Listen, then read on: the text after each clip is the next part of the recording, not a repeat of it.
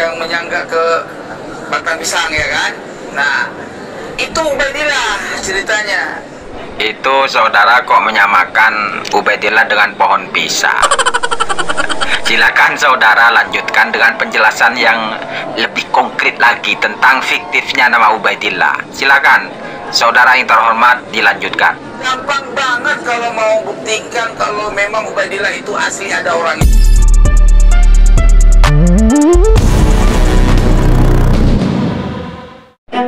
Baik saudara-saudara sekalian yang hadir di persidangan kali ini, persidangan di negeri Konoha terkait nasab Bani Alawi, dan hari ini kita mendatangkan saksi ahli dan kita buka mulai sekarang.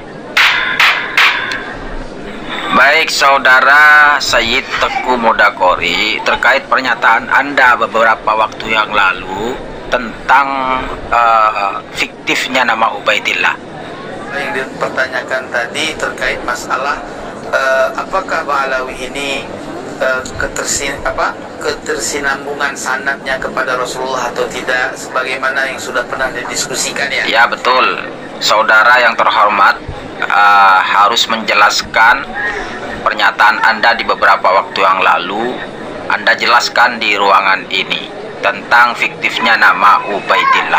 Namun ada baiknya saudara yang terhormat jelaskan terlebih dahulu tentang Habib Bani Alawi itu siapa. Silakan. Perlu diketahui, mungkin banyak orang juga bertanya, Ba'alawi itu apa sih? Ba'alawi itu orang mana sih dia? Loh, saudara kita minta untuk menjelaskan, kok malah saudara yang terhormat ini kok balik nanya. Kita yang mau tanya sama saudara. Ba'alawi itu adalah siapapun orang, ya, yang menisbatkan dirinya kepada Ubaidillah, ya, dengan berbagai macam marga yang berasal dari Yaman, yang dipanggil di Indonesia dengan perkataan Al-Habib secara kalimat mufrad, secara jamak dipanggil Al-Habaib, ya. Mereka terdiri dari bermacam-macam marga. Ada diantaranya Al-Abbas, As-Segab, ya, tulisannya As-Saqaf, dibaca oleh orang itu As-Segab. Ada Al-Idrus, ya, Al-Mahdali, Al-Baiti, ya, bin Yahya, dan banyak yang kalau kita sebut satu persatu panjang lah, ya. Ya, intinya banyak marga itu. Al-Hidrid, apa itu Al-Hidrid, ya, Al-Madahid, Al-Madajid, apa Al-Madahid itu kan ribet bacanya kita. Oh iya ya, berarti marga-marga Bani Alawi itu banyak ya. Oh, sampai ribet begitu ya. Coba saudara yang terhormat jelaskan yang terkenal saja coba. Yang masyhur di Indonesia, yang masyhur, ya, Al-Idrus, As-Segab, bin Sahab, ya, itu yang masyhur. Bin Yahya, itu kan, itu yang masyhur, itu yang umum. Al-Habsyi. Tolong saudara penonton jangan kasih tahu beliau Sayyid Qori, biar beliau menjelaskan sendiri. Ini bukan ujian ya, bukan ujian. Silakan Sayyid dilanjutkan. Nah, semua mereka itu sebetulnya ibarat pohon pisang kan. Kalau pisang itu kan ada tandan, namanya tandan, ya. Dalam satu tandan itu kan ada sisir, ya. Ya. Nah, ini persoalannya di tandan. Tandannya itu kan ada batang tuh yang apa? Yang menyangga ke batang pisang, ya kan? Nah, itu Ubaidillah ceritanya. Itu saudara kok menyamakan Ubaidillah dengan pohon pisang? Silakan saudara lanjutkan dengan penjelasan yang lebih konkret lagi tentang fiktifnya nama Ubaidillah. Silakan saudara yang terhormat dilanjutkan. Gampang banget kalau mau buktikan kalau memang Ubaidillah itu asli ada orangnya. Ya, pertama, makamnya Ubaidillah itu palsu. Kenapa palsu? Ya, kalau nggak palsu coba buktikan, jangan nunjukkan makamnya, boleh jadi digali. Apa ada orang nggak? Kan gitu loh. Ya, ini bukannya sentimen, bukan, fakta nih. Makanya itu saudara, fakta adanya kuburan itu menunjukkan bahwa Ubaidillah itu memang ada orangnya dan ada kuburannya. Kecuali kalau ada penjelasan dari kitab mana yang menerangkan bahwa ada penjelasan tentang dalam kuburan itu ada indikasi tidak ada orangnya atau fiktif. Silakan kalau Anda bisa mendatangkan kitabnya. Di dalam kitab Tahdzibul Ansab itu jelas banget dituliskan bahwa ya Said Ahmad bin Isa An-Naqib itu dia hijrahnya ke Basrah. Ngapain? Jualan minyak. Sebentar. Di sini saudara yang terhormat harus lebih jelas lagi. Apakah minyak goreng? Apakah minyak gas? Apa minyak ketik? Apa minyak harum? Harus lebih jelas lagi. Tapi ya terserahlah minyak apa saja. Silakan saudara yang terhormat dilanjutkan kembali. Jadi pengusaha minyak wafatnya di situ, tinggalnya di Basrah. Kapan pergi ke Yaman? Adapun yang meriwayatkan pergi ke Yaman itu semua cerita seperti cerita maling kundang, gitu loh. Tidak ada riwayat. Ada cerita, tetapi tidak ada cerita yang sezaman. Kalau ada, ya buktikan dari kitab apa yang menyatakan Ahmad bin Isa bersama Ubaidillah itu berhijrah ke Yaman, tapi harus kitab yang sezaman. Nah, di sini tolong saudara yang terhormat pahami bahwa menurut catatan keluarga mereka Bani Alawi bahwa kakek mereka yang nama Ubaidillah itu mereka mempunyai kekeramatan yang luar biasa dan sudah masyhur di kalangan para ulama. Bagaimana itu Anda menjelaskannya? Coba cari, ada nggak Ubaidillah itu punya kalangan kitab? Saya kasih contoh nih tuan-tuan, ya. Imam Ghazali terkenal nggak? Terkenal kan? Dianggap ulama hebat nggak tuh Imam Ghazali? Hebat. Ketika kuburannya nggak kita temukan, ya, bagaimana cara kita memverifikasi bahwa Imam Ghazali itu ada orangnya? Keturunannya kita nggak tahu nih sekarang, ya, belum kita teliti. Tapi Imam Ghazali bagaimana kita meneliti orangnya ada? Karya tulisnya Al-Ihya Ulumuddin, Ihya Ulumuddin itu juga karangan kitabnya dan banyak lain, ya. Nah, oleh sebab itu jelaslah Al-Imam Al-Ghazali itu seorang yang ada ilmunya juga terkenal sebagai mujtahid. Jelas nggak kira-kira? Nggak usah jauh-jauh lagi.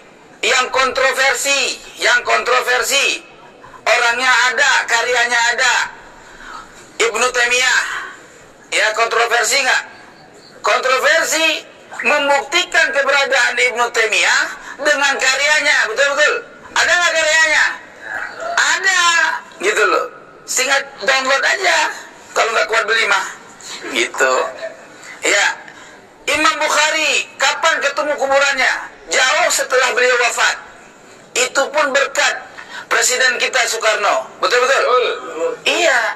Ada jasa besar Presiden Soekarno, walaupun banyak orang yang tidak menyukai dia misalkan. Tetapi ada jasa besar juga Presiden Soekarno yang nggak bisa dilupakan oleh bangsa ini. Betul-betul? Baik saudara yang terhormat, silakan Anda lanjutkan bagaimana cara memverifikasi bahwa Imam Bukhari itu memang betul-betul ada. Silakan saudara yang terhormat dilanjutkan. Mesti dengan karya tulisnya, yaitu Sahih Bukhari yang banyak disyarahkan oleh para alim ulama. Itu tandanya orangnya ada, ilmunya memang diakui. Itu syurah wal istiqamah. Miring lagi nih nama surban kita. Ya, silakan dibenerin dulu surbannya. Kemudian dilanjutkan. Ya, jelas nggak kira-kira? Oke, jelas itu saudara yang terhormat Sayyid Muda. Namun faktanya di lapangan bahwa banyak Habib-Habib itu yang merangkap titel ataupun mempunyai titel Sayyid dan Syarif. Itu bagaimana itu, saudara yang terhormat? Sayyid Syarif itu keturunan kita, bukan Pak Alawi, bukan. Jangan comot. Itu namanya rampok nasab. Paham akhirnya? Iya. Buktikan kalau punya keterangan mah. Jangan begini. Ya. Kalau orang benar nih nasabnya, bukan nasab palsu. Ya, sampai ke ujung langit kita tantang orang yang menafikan nasab orang yang benar gitu. Contoh gini. Saya punya nasab dianggap palsu. Ya, jangankan satu ulama seperti Kiai Imad, 1000 Kiai Imad saya tantang. Itu benar kalau saya punya data, gitu loh. Lah ini Kiai Imad mau pergi ke Madura sama saya, mau menyampaikan kebenaran, ya diboikot. Halal itu Maya. Saudara yang terhormat, apakah saudara tahu kalau menurut mereka, datuk-datuk mereka itu orang-orang hebat, orang alim. Bahkan kakek mereka itu mempunyai tingkat kewalian di atas kewalian Syekh Abdul Qadir Al-Jailani. Mempunyai banyak kekeramatan, kesaktian luar biasa. Bisa memadamkan api neraka, menunda siksa kubur, mi'raj 70 kali sehari. Bagaimana ini menurut saudara yang terhormat? Mana buktinya? Itu. Maka tuan-tuan semua yang ada di seluruh Indonesia khususnya, demi Allah saya minta tolong sama sampeyan, ungkapkanlah kebenaran ini. Ya, ungkapkanlah kebenaran ini tuan-tuan semua. Ya, mau kiai surbannya pendek, kiai surbannya setengah, kiai korbannya panjang sepanjang kereta api, ya, tolong cari kebenaran. Jangan pembenaran, cari kitab-kitab. Ada nggak yang menuliskan Ubaidillah anaknya Ahmad bin Isa? Tetapi jangan kitab yang kemarin sore. Lah Ubaidillah hidupnya 400 abad 4 Hijri. Masa dalilnya abad ke 12 atau abad ke 9 Hijri? Kan offside. Begitu loh. Bagaimana kita mengenal, memverifikasi orang yang ada di abad 4 Hijri dengan dalil yang ada di 9 Hijri? 500 tahun harus ada datanya. Lu dulu katain keturunan Wali Songo orang ada. Iya betul. Ya sekarang keturunan Wali Songo udah maujud nih. Udah ada kelihatannya. Punya manuskrip, punya data, tes DNA juga udah. Ini tes DNA takut. Dulunya bilang halal, wajib, sekarang haram. Cie. Tolong, penonton harap tenang. Tapi benar juga ya. Cie. Nah, sudah. Sekarang dilanjutkan lagi. Tolong saudara dilanjutkan kembali. Ini mah bukan ngeledek, lagi soto aja ya. Ngerokok. Jadi teman-teman, saudara semua, wahai kiai-kiai semua se-Indonesia, buka dada kalian. Persoalannya ini adalah cucu Rasul, masalah membawa-bawa zuriat Nabi. Kalau bicara zuriat Nabi ya kudu pasti atuh. Nyampur bahasa Sunda bener gitu. Iya kudu terang gitu loh. Katanya nasabah Alawi seterang matahari. Ya, terangnya mana? Kok Ubaidillah nggak bisa ditunjukkan dalil? Itu Robito pada kemana? Ahli nasab yang ada di Robito, Robito pada kemana aja? Itu buku-buku nasab yang udah disebarin, tanggung jawab dong. Kasihan tuh Habib-Habib itu pada, itu buku nasab dia mau dibawa kemana? Munsibnya itu kemana tanggung jawabnya? Lah ini timbang lawan 2 orang, 3 orang dari se-Indonesia, Kiai Imad, Said Mudakori, lagi nongol sama Kiai Mogi, sama Gus Paki, ya, Gus Abbas, ya, baru timbang lawan kayak gitu udah pada takut.